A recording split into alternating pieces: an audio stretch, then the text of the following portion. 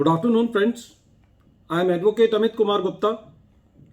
अपने income tax के cases की सीरीज में आज जो केस हम लोग डिस्कस करेंगे उस केस का नाम है CIT वर्सेस भारत जर्नल री इंश्योरेंस कंपनी लिमिटेड 1971 और ये केस 81 ITR पेज नंबर 303 पे रिपोर्ट हुआ और ये मैटर दिल्ली हाई कोर्ट ने डिसाइड किया।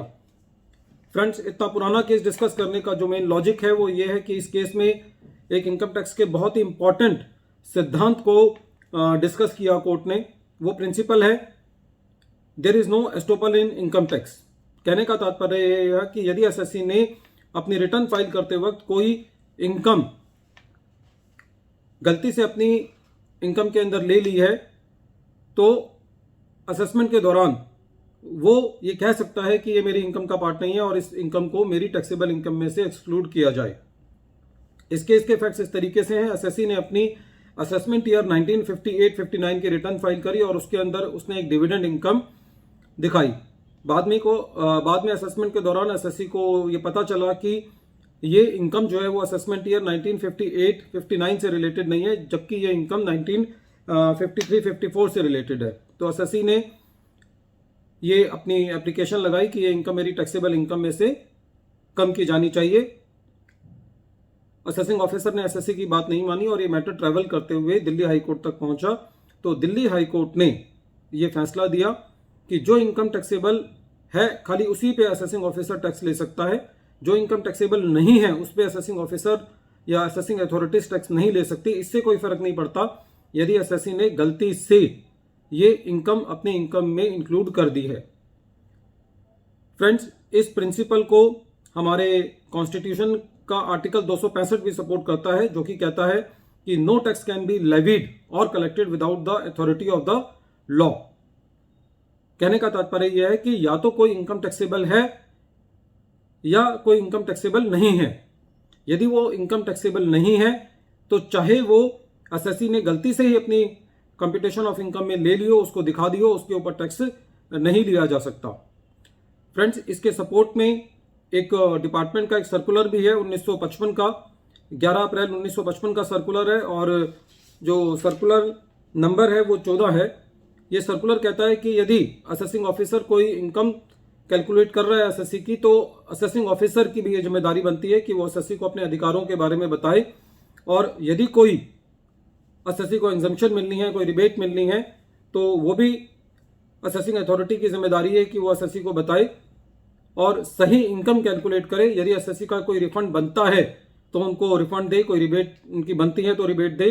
हालांकि सर्कुलर में ये बात कही गई है कि ये प्राइमरी जो रिस्पॉन्सिबिलिटी है रिफंड क्लेम करने की या रिबेट क्लेम करने की एसएससी की है, लेकिन फिर भी असेसिंग अथॉरिटीज़ की ये जिम्मेदारी बनती है कि वो एसएससी को पूरा ट्रू टैक्सेबल इनकम को कैलकुलेट करने के लिए एसएससी को गाइड करे।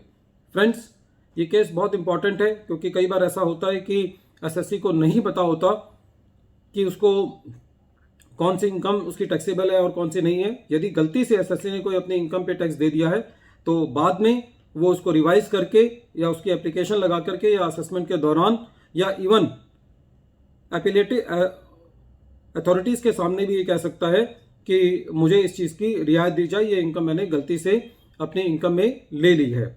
और क्योंकि इसके अवध में जो कॉन्स्टिट्यूशन का आर्टिकल है 265 वो भी ये बात कहता है कि कोई भी इनकम जो है income tax without the authority of law ना तो लेवी किया जा सकता और ना ही उसको कलेक्ट किया जा सकता।